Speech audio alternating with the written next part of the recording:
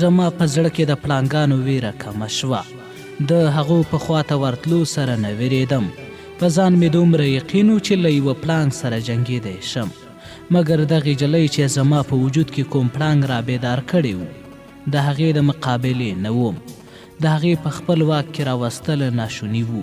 صیب، تعلیم او فاضل شخصې په سلګونو کتابونه به دې مطالعه کړي وي. د ګناه او د ثواب په مسلو به ښه پوهېږي.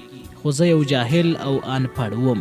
تا ته به علم دومره څه درښودلی وي چې شیطان په انسان څنګه غالبېږي او انسان څنګه په شیطان. مګر له شیطان سره به ته په داسې حالاتو کې نه یې مخ شوی څنګه چې ورسره مخ وم. او کیدای شي د علم په زور به کله د شیطان له تاثیر سره نه یې لاندې شوی. خو ما لیدلي چې انسان د ګناه په طرف ورځي نو علم یې مخکې دیوال کیدای نه شي. او څوک چې له شیطانه د بچ کېدو اراده هم وکړي نو علم یې څه شی ورسره نه شي کولی. دغه یوه د انسان په جسم کې رڼا وي. کله چې انسان هغه رڼا مړه کړي نو د ګناه په طرف یې سر شي. خو کله دی چې د خپل ایمان په تیلو دغه رڼا بله وساتله نو هغه لاره به درته ښکاره شي کومه چې خدای جل جلاله انسان ته ښودلې وي. ستا دومره عمر وتلی تا به هم هغه عمر لیدلی نه وي چې ما لیدلی و. د نوې او پخوانۍ زمانې فرق کولی شي. په هغه وخت کې به د ښځې حیا او د سړي اخلاق یو د بل پرده وه. ښځې او خاوند د ټولې کورنۍ په مخ کې خبرې نه شوې کولی. په کور کې به ځوانه جلۍ له ورونو هم شرمېده. اوس چې تعلیم زیات شو، ښوونځي جوړ شول، کالجونه جوړ شو، نو موږ له هغې حیا او پردې بې برخې شو کوم به چې د هرې ښځې په سترګو او سړي په زړه کې وه. ښځې ته موږ اوس هم د غیرت په سترګه ګورو مګر د هغې کوم غیرت پټ پاتې نه دی. په ښارونو کې ښاریان بېحیایي ته پیشه نه وای. د ښار جنکۍ د کلیو د جنکو پورې خندا کوي. وروسته پاتې بولي. د نیکۍ او بدۍ کوم ټکر نشته. انسان او شیطان د دوستۍ معاهده سره لاسلیک کړي. که زه اوس ستا په نظر هوښیار هم درځم خو نه یم. زه اوس هماغسې بې علمه یم چې کلونه مخکې د مالیزیا په ځنګلونو کې وم. زه یو ځنګلي وم. زه یو سپاهي وم چې د نورو ډېرو غوندې مې د راشن د ریشي او تنخوا لپاره ځان ورسره کړی و. موږ ټول ځنګلیانو ته ورته وو. ستا په ذهن کې به د پاکستان پوځي وي چې د ملک د سلامتۍ او د قوم د عزت لپاره جنګیږي. خو د هغې عزتدارو پوځیانو په ډله کې مې مه نیسه. د کتاب له حسابه بې علمه وم خو د تجربې له حسابه عالم وم. زه تا ته په تفصیل سره وایم چې را باندې تیر شوي دي. په دې وجه چې په کتابونو کې ډوب کوم کس چې ګناه وکړي نو بیا هغه د خپلې غلطۍ لپاره خپلې خبرې په کتابونو کې لټوي. خو بې علمه انسان ته ګناه او نیکي ښکاري. خپل ځان له نږدې نشي لیدای. له هغې سره د ځان د غلطیو د فریب ورکولو څه علم نه وي. عیشي په ما کې هغه شیطان را بیدار کړی و چې په هر انسان کې وي. کله چې زه له هغې پناه کېناستم او شا مې د هغې طرف ته واړوله خو د تصور په سترګو مې هغه په سینه کې لغړه په لمبه ولیده. ما د تصور په سترګو هم لاس کېښوده. زه تا ته دا نه واضح کوم چې زه کومه ملایې کوم خو د نیک لوري راتلو کوښښ مې کوه چې کامیاب په نظر نه راتلم. د بدۍ طاقت را باندې قوي معلومېده. په سوچ مې دماغ شل شول چې په دې کې عایشه راغله او مخې ته مې ودرېده. زه د هغې په تصور کې مست وم. د قرآن هغه آیات مې یاد ته راغی چې خدای جل جلاله له تا نه غافله نه دی. اوس خدای جل جلاله زما نیت او بد اعمال لیده. هغه زما له ګناهونو هم غافله نه و.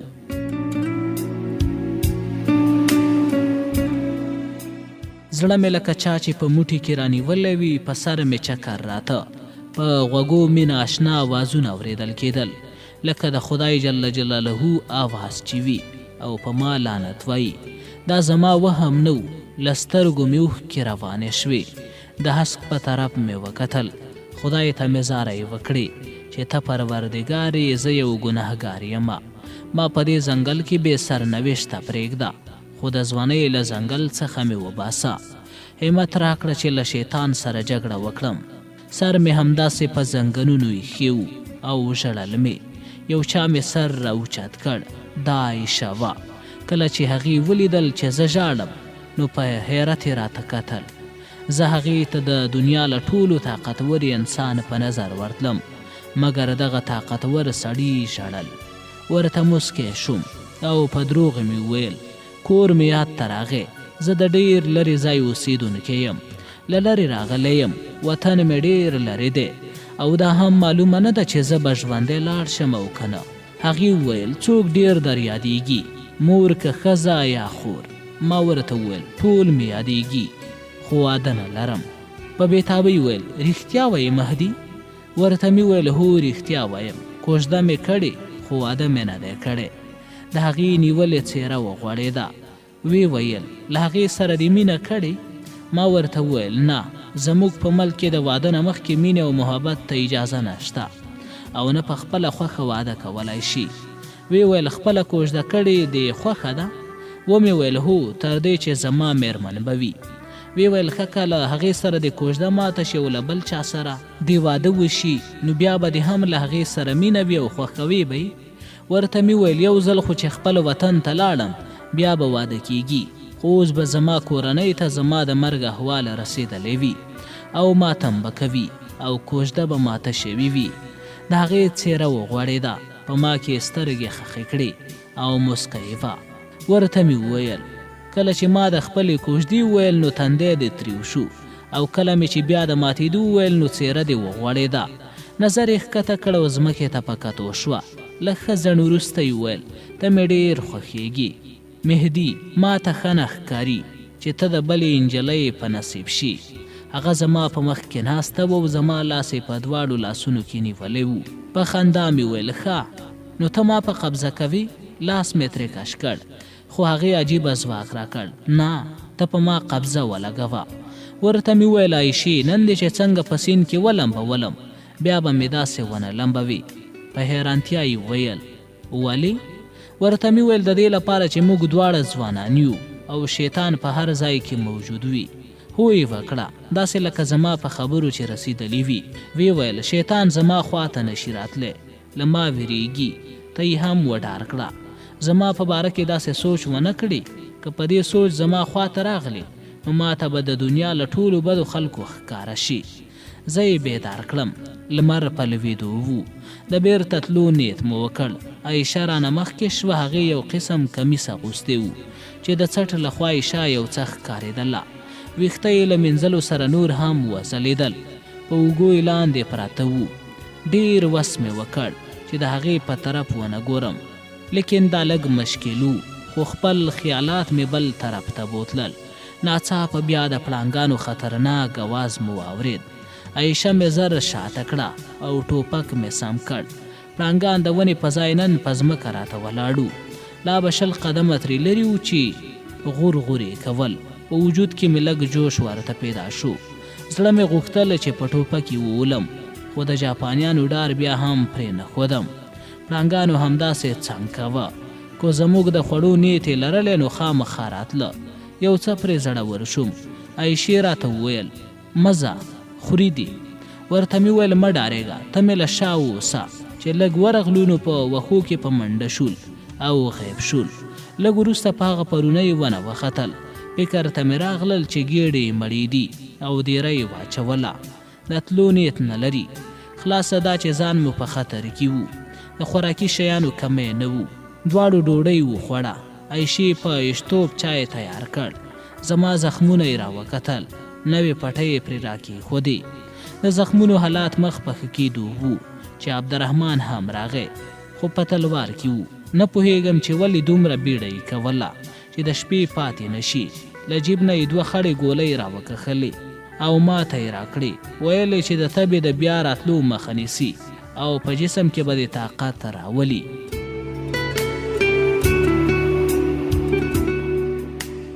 دواړه ګولۍ مې وخوړې. عبدالرحمن د حکومت حالات بیانول چې همداسې پسې ویده شوی وم.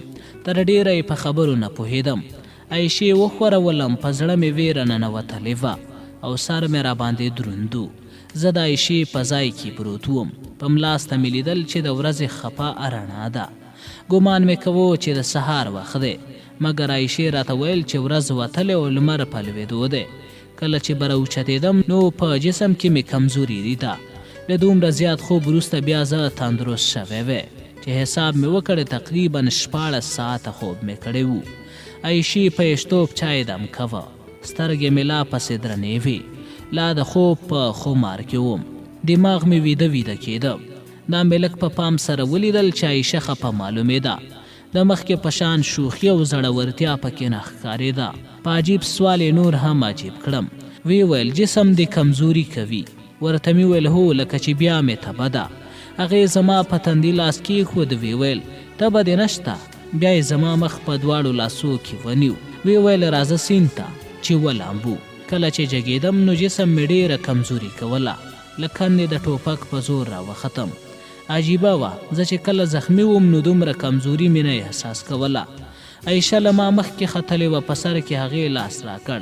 کله چې روان شوم پښې مې سستې سستې کېدې، تګ مې سم نه شو کولی.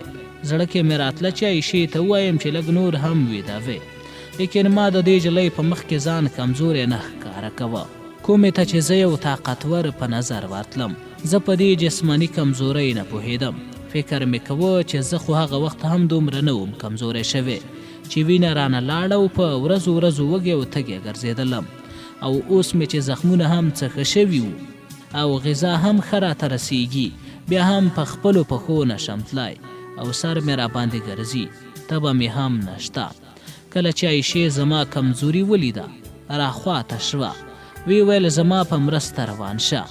هغې یو لاس زما له وجوده تاو، د هغې قد له ما ټیټو. کوم زور مې نشو پرې وروړلی او نه مې غوښتل چې د یوې جلۍ په مرسته دې روان شم. نو لږه مې ټېله کړه. هغه بیا راخواته شوه او غېږه یې راتاو کړه. په مایوسۍ وویل زه ستا ښه نه ایسم. ما ورته وویل ولې نه، خو په ما څه شوي؟ هېڅ مې صورت زور نه کوي او ته هم خفه معلومیږي. زه خو ډېر وخت وږی او تږی ګرځېدلی یم، خو دومره نه یم کمزوری شوی. هغې ویل کله چې ولامبې نو ښه به شي. عایشې به بنده بنده اردو ویله لکه یو نیم کلن ماشوم. د هغې له خولې به اردو ډېره خوږه راباندې لګېده، مګر په هغه حالات کې چې زه یې لیدم ماشومه نه ښکارېده. یوه تجربه کاره ښځه زیاته برېښېده. ځان یې زما محافظ کړی و.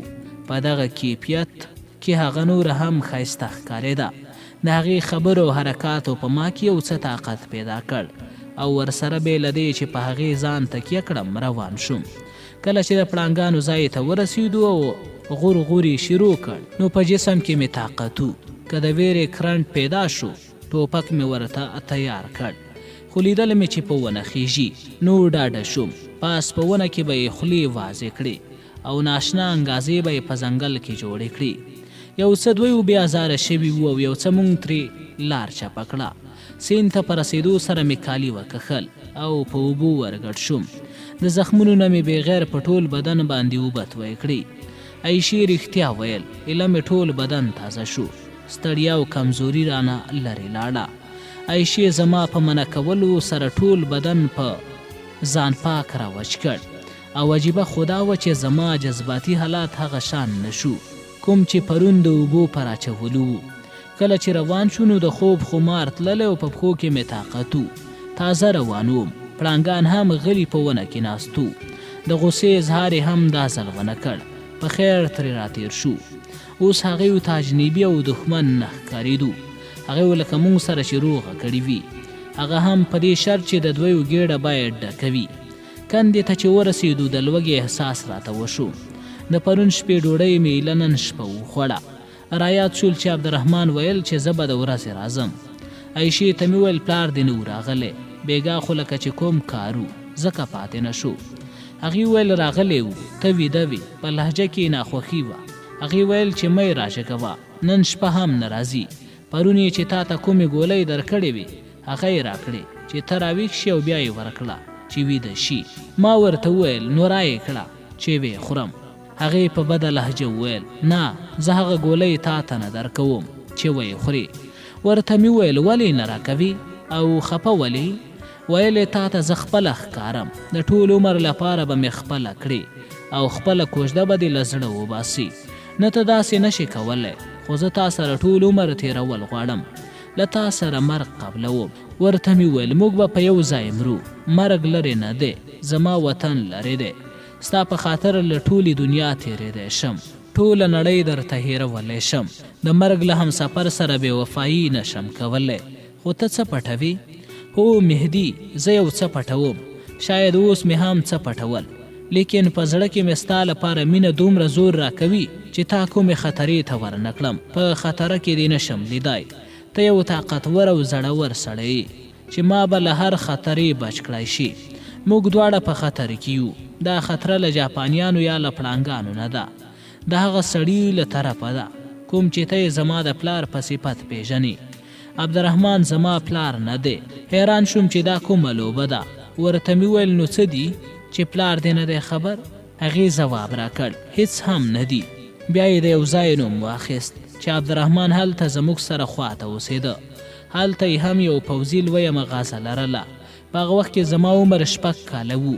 عبدالرحمن زما د پلار خپل نږدې دوست و. اول مې مور په خپل مرګ مړه شوه، کومه چې یو کال وروسته مې پلار هم پسې مړ شو. عبدالرحمن زه خپل کور ته د پالنې لپاره راوستم. د هغې کوم اولاد نه و، نه زما په دنیا کې نور څوک و چې ځان مې ورپورې نښلولی وی. هغې او مېرمنې زما پالنه د خپل اولاد په شان وکړه. له هغې وخته د عبدالرحمن له خپلې ښځې سره رویه ښه نه وه. د هغې مینه زما لپاره وه. د دنیا هر نعمت یې زما مخې ته ایښوده. د هغې او دغې مینې زما له زړه نه خپل مور او پلار هېر کړل. زه یوه بې پروا او نازولې لویه شوم. په ګاونډ کې د هندوستان نه 2 کورنۍ راغلې وې. د هغې کور ته به زه زیاته ورتلم. عبدالرحمن او مېرمنې هم نه منع کولم ځکه چې هغه کورنۍ مسلمانې وي.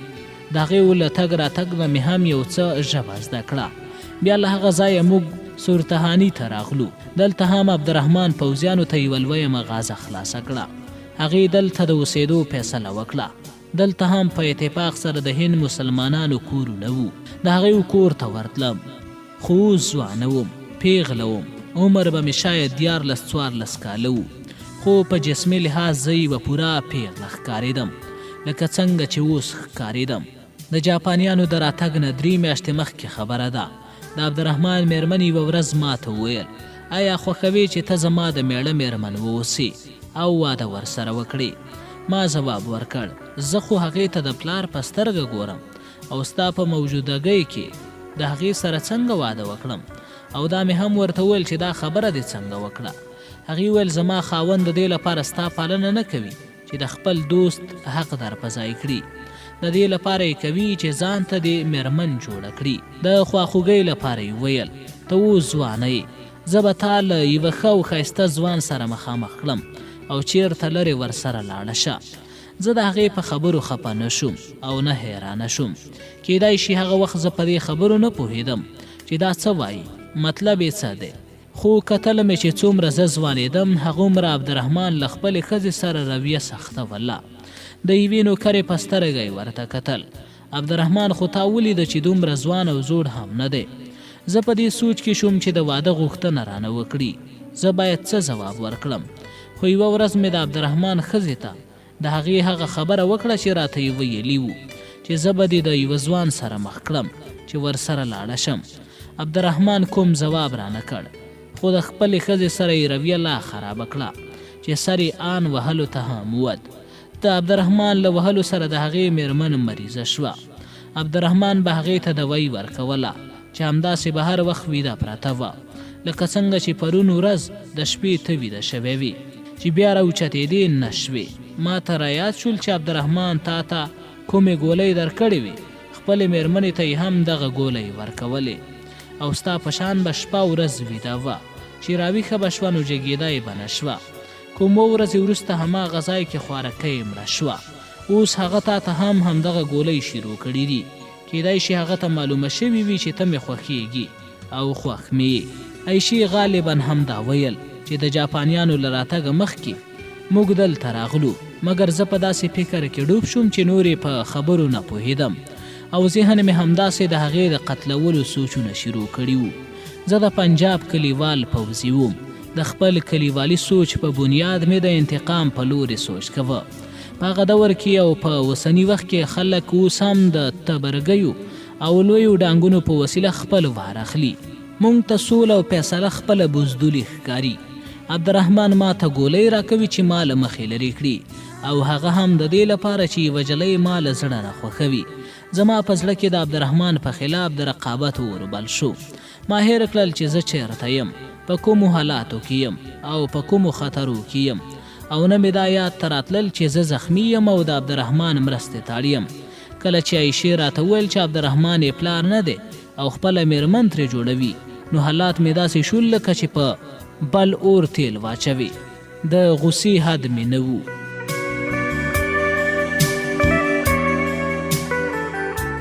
عایشې وویل کله چې هغه راشي ته به د ګولیو په هکله څه ورته ووایي. ما کوم ځواب ورنه کړ. بیا یې وښورولم. څه سوچ کوي؟ ته به هغې ته د ګولیو په هکله څه ووایي؟ ورته مې وویل زه دا سوچ کوم چې هغه څنګه ختم کړم. زړه خو مې غواړي چې په همدې کنده کې ژوندی ښخ کړم، یا یې مړی په ځنګل کې واچوم چې ځناور یې وخوري او یو څه ګېډه یې پرې ډکه شي. عایشې وویل غلط سوچ کوي. کیدای شي د هغې ښځې دروغ ویلي وي. کیدای شي د هغې ښځې دروغ ویلي وي چې عبدالرحمن ما سره واده کول غواړي. کیدای شي د هغې ښځې هسې شک اخیستی وي، لیکن دا سمه ده چې هغې ته یې دا قسم ګولۍ ورکولې او بیا مړه شوه. خو کله چې هغه راغی زه به د هغې ښوونځي خبره ور یاده کړم او د هغې نیت به معلوم کړم. کیدای شي د واده خبره یې غلطه وي، خو هغې زما د قتل کولو کوښښ کړی، زه یې همداسې نشم پرېښودلی. عایشې وویل ښه، نو موږ به چیرې ځو، څه به کوو، څه به خورو؟ ته چې هغه قتل کړې نو موږ به هم د ځناورو په شان د خوراک پسې لالهانده ګرځو تر څو به ژوندي پاتې شو. ولې په دوکه کې نه ساتو؟ تر هغې به یې نیت هم معلوم شي. زما دومره تمه نه وه چې عایشه به داسې خبرې وکړي. ما ته هغه یو کم عمره نجلۍ ښکارېده. د هغې خبرو زما په جذباتي خبرو تاثیر وکړ او یو څه یې آرام کړم. له دماغو مې د ګولیو اثر یو څه تللی و. ما هم د عایشې په شان په حقیقت فکر شروع کړ. په غور سره راته واضحه شوه چې زه په خپل کلي کې نه یم، کوم چې د څپېړې ځواب په سوک ورکړم. په داسې ځنګل او حالاتو کې یم او داسې ولیدلی یم چې شاوخوا را باندې د مرګ قبضه ولاړه وه. ځان مې حقیقت ته تسلیم کړ. عقل او چالاکۍ ته ضرورت و.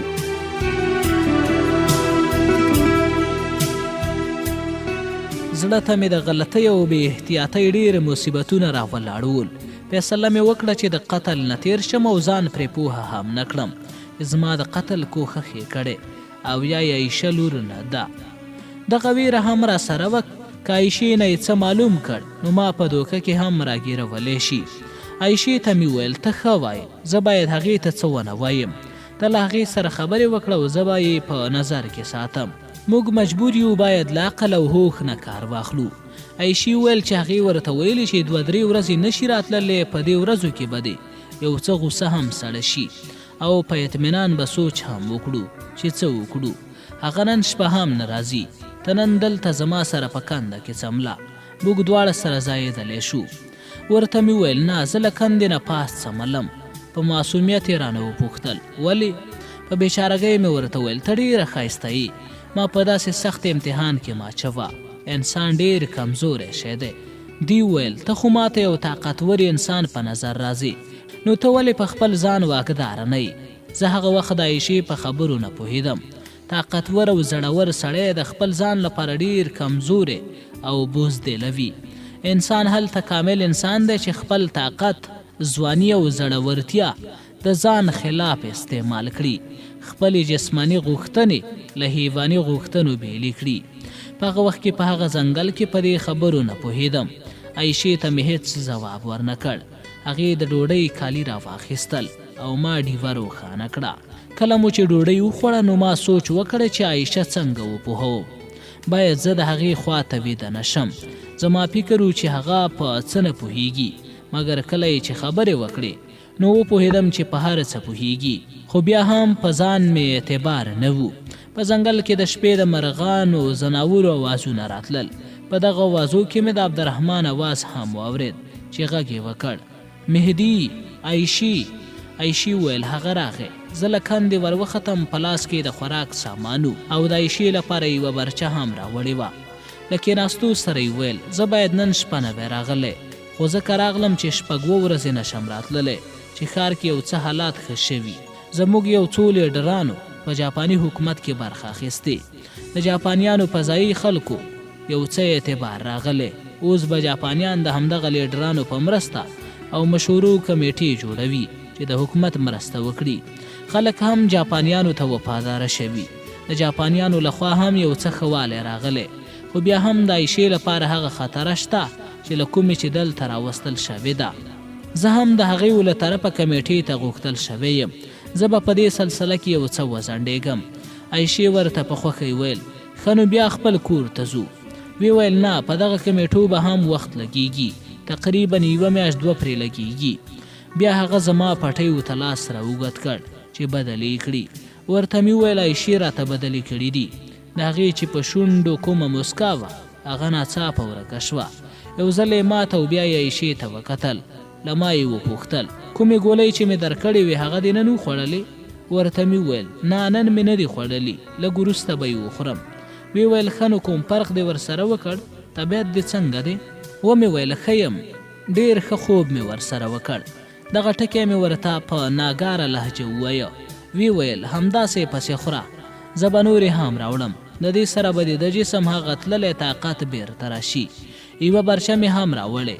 کله چې په ځنګل کې تللی باید عایشه یې له ځانه سره واخلي. د دغه پړانګانو نه د ډار ضرورت نشته، خو باید هوښیار واوسئ.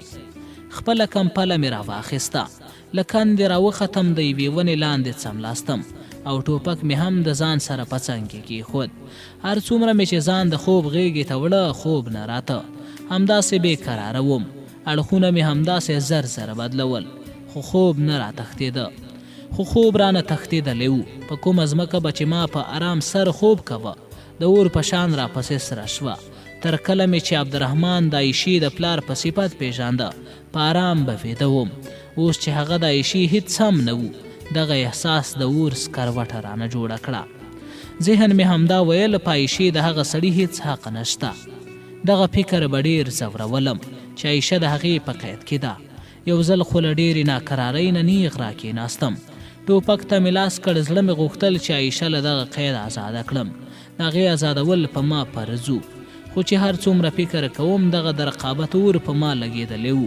پوهېدم چې عایشه له هغې نفرت کوي او ما خوښوي، او نه مې عبدالرحمن د یو څو سوکانو زور لري.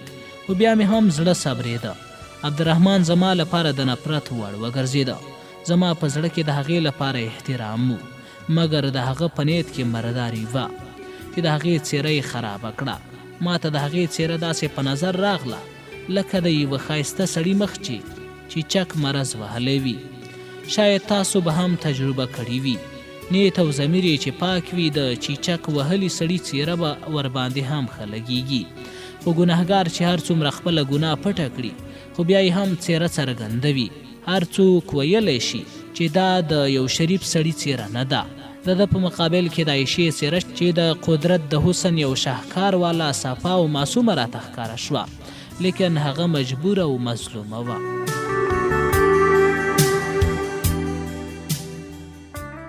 د انعکاس راډیو